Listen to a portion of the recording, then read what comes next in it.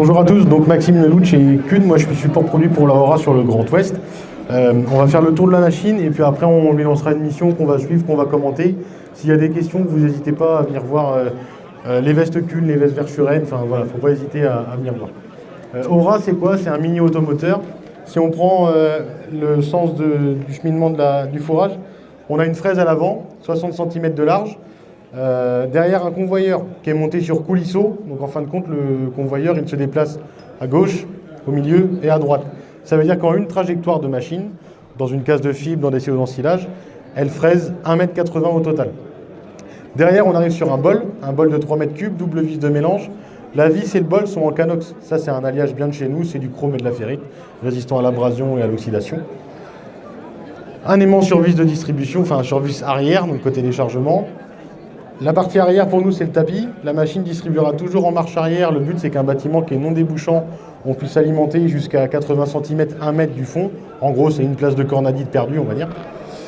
Et distribution à gauche et à droite, donc une brosse à gauche, une brosse à droite, pourquoi? Comme on distribue en marche arrière, le but en fait c'est de repousser le fourrage, alors ça ne fera pas le travail d'un repousse-fourrage au sens premier du terme, mais l'idée c'est nettoyer ce qui a été poussé par les vaches et le rendre accessible. Pour mettre en mouvement tout ça, on a un moteur thermique. Donc c'est un moteur 3 cylindres, 1,9 litre de cylindrée, 56 chevaux, d'accord, c'est un petit moteur sans AdBlue. Et derrière, en termes de navigation, on va utiliser deux systèmes. En extérieur, ça va être comme sur un tracteur, c'est du GPS RTK. Donc il y a deux coupoles à l'arrière de la machine, c'est deux antennes, une gauche, une droite. C'est pas au cas où s'il y en a une qui capte moins bien que l'autre, c'est juste qu'en fin de compte, on mesure aussi l'inclinaison de la machine par rapport à sa trajectoire. Voilà. Donc ça en extérieur. En intérieur, donc on utilise du lidar. La petite boîte noire qu'il y a sur le milieu à l'arrière de la machine en hauteur, en fait c'est un scanner rotatif qui tourne sans arrêt et qui regarde où est-ce qu'il se trouve. Ça nécessite qu'il y ait un géomètre qui passe avant sur la ferme.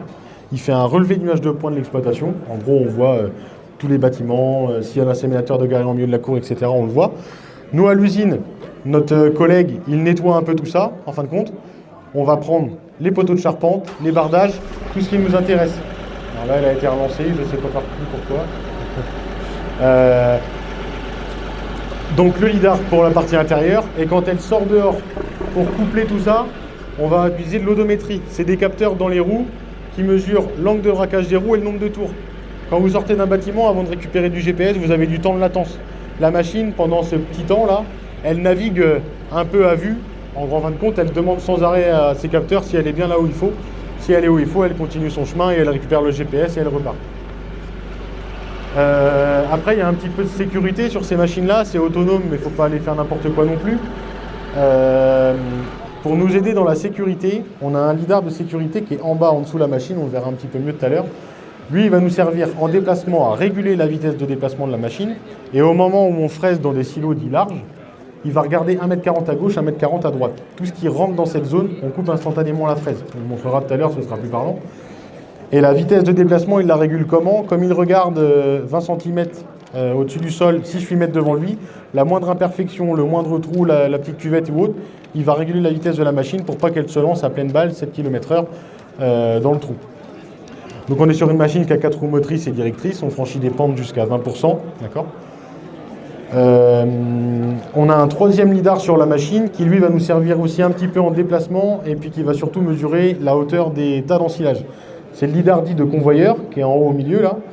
Lui en fait il va mesurer la hauteur du tas et c'est lui qui va dire à la machine où est-ce qu'elle doit arrêter son convoyeur. En déplacement, ce lidar là en fin de compte il communique avec les deux autres lidars et il projette la machine dans l'espace. Ça veut dire que si elle tourne sur la gauche, que monsieur est sur ma droite, comme je ne viens pas me jeter dans monsieur, je continue mon chemin. D'accord ?